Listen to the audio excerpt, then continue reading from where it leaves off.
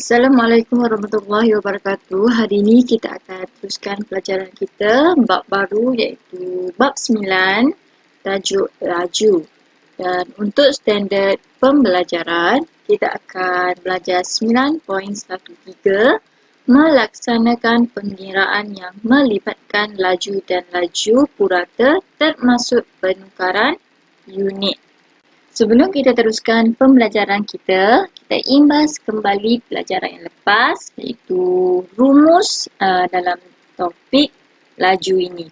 Okey, kita lihat. Kita dah belajar yang segitiga ni. Kita tahu J ini adalah jarak, L ini adalah laju dan M ini adalah masa. Okey, dari ni kita dapat formulanya terus. Dari jarak, kita tahu formulanya akan jadi laju darab dengan masa. Dari masa, kita tahu jarak bahagi dengan laju. Dan laju rumusnya adalah jarak bahagi dengan masa. Di akhir pembelajaran ini, murid berupaya melaksanakan pengiraan yang melibatkan laju dan laju purata termasuk penukaran unit. Okay, sebelum kita teruskan contoh-contoh, kita lihat apa yang dimaksudkan dengan laju purata. Laju purata digunakan untuk memberikan suatu gambaran tentang suatu keadaan laju yang tidak seragam. Okay, awak boleh lihat di sini, ini adalah rumus untuk laju purata iaitu laju purata sama dengan jumlah jarak bahagi dengan jumlah masa. Awak boleh lihat di bawah cikgu telah sertakan formula untuk laju purata iaitu jumlah jarak bahagi dengan jumlah masa. Okey, kita lihat contoh 1. Amir mula berbasikal dari rumahnya ke bandar A pada pukul 9 pagi dan perjalanan dia singgah di restoran pizza untuk berehat dan makan sebelum dia menyambung perjalanannya semula ke bandar A. Dia sampai di bandar A pada pukul 12.15 tengah hari. Hitung laju purata dalam kilometer per jam perjalanan itu. Sekarang, dia kata disuruh hitung laju purata. Okey, macam mana kita nak hitung laju purata? Kita tahu formulanya adalah jumlah jarak bahagi dengan jumlah masa. Jadi, kita perlu tahu jumlah jarak terlebih dahulu. Okey, macam mana kita nak tahu jumlah jarak ni? Okey, awak melihat perjalanan Amir sampailah ke destinasi yang dia sampai. Okey, lihat pada gambar rajah. Okey, rumah Amir ke restoran 10 km dan dari restoran ke bandar A adalah 25 km. Jadi, apa yang perlu kita buat? Kita tambahkan sahaja 10 km tambah dengan 25 km. Dan kita akan dapat jumlah jaraknya adalah 35 km. Okey, kita dah ada jumlah jarak. Okey, kemudian kita kena cari jumlah masa pula. Okey, kita lihat Amir dah bagi tahu dia memulakan perjalanannya pada pukul 9 pagi dan sampai ke bandar A pada pukul 12.15 tengah hari. Okey, macam mana kita nak buat? Kita akan menggunakan sistem 24 jam iaitu kita akan guna 12.15 tolak dengan 900 dan kita akan dapat sini 15, yang ini 12 tolak 9 kita akan dapat 3. Okey, maknanya jarak masanya adalah 3 jam 15 minit. Okey, kita dah ada jumlah jarak dan jumlah masa. Okey, jadi kita boleh kira laju purata. Okey, laju purata formulanya jumlah jarak bahagi dengan jumlah masa. Jadi awak ambil sahaja jawapan ni. Okey, jumlah jarak dia adalah 35 kilometer bahagi dengan jumlah masa 3 jam 15 minit. Awak lihat, di sini dia kata 15 minit. Dalam soalan dia nak dalam unit jam. Jadi kita boleh tukarkan kepada unit jam. Jadi 3 tambah 15 bahagi dengan 60. Dan kita akan dapat dalam unit jam. Dan kita kira-kira dalam kalkulator, kita akan dapat 3.25 jam. Dan awak masukkan sahaja dalam formula laju purata. Dan kita akan dapat nilainya adalah 10.77.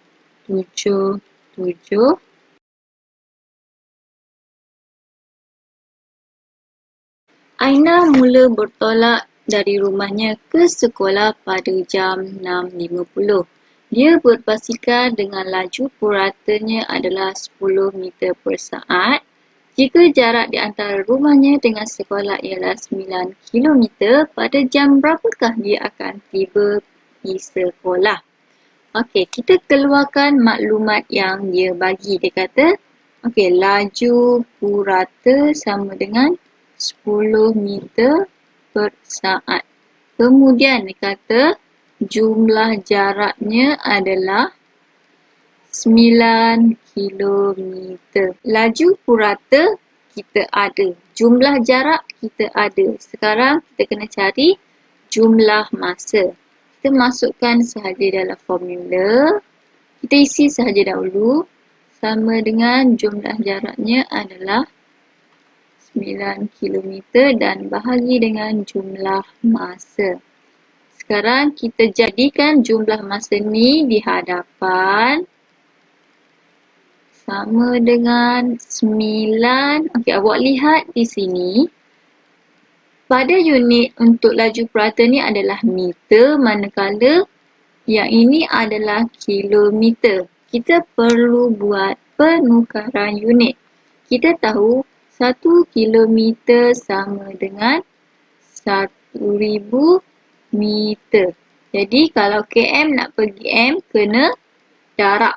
Kalau dari m nak pergi ke km, kita kena bahagi. Jadi awak lihat di sini, kita nak pergi dekat m. Jadi 9 darab dengan 1,000. Bahagi dengan 10 meter per saat. Sorry, sini kita tulis meter. Kemudian awak boleh lihat di sini, kita potong m. Sebab meter per meter jadi mati kan. Kemudian 9,000 bahagi dengan 10, kita akan dapat 900 saat.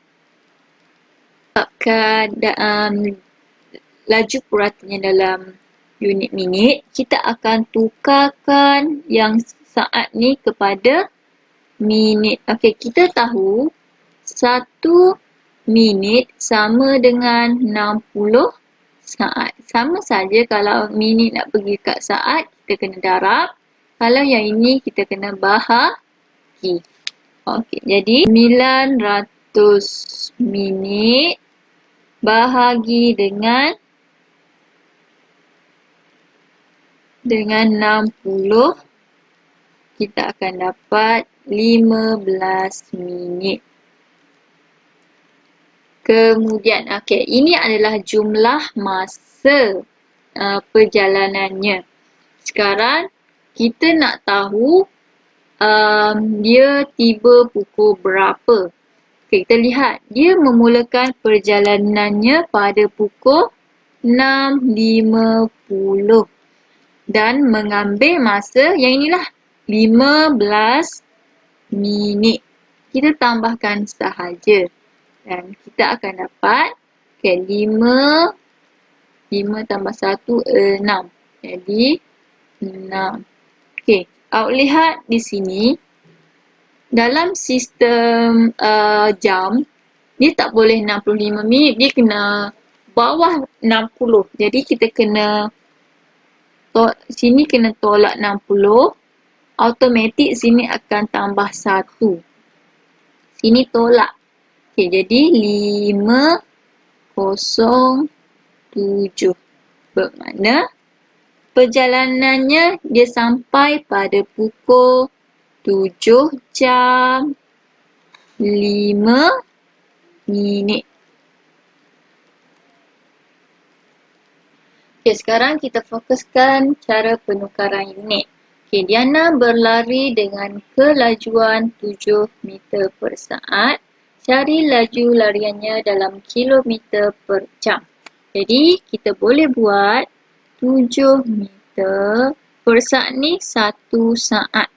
Okay, kita kena tukarkan meter ni kepada kilometer. Kita lihat pada imbas kembali. Okay, ini meter. Kita nak pergi kepada kilometer, kita kena bahagi dengan 1000. Itu akan menjadi 7 bahagi dengan 1000 dan kita akan dapat dalam unit kilometer. Kemudian, dari saat nak tukar kepada jam. Okay, dari saat nak tukar kepada jam. Dia perlu bahagi dengan 60, bahagi lagi dengan 60. Okay, jadi 1 bahagi dengan 60. Ini minit baru. Lagi dengan 60. Okay. Dan kita akan dapat dalam unit jam. Kemudian kita ambil kalkulator dan kira-kira dan kita akan dapat nilainya adalah 25.2 kilometer per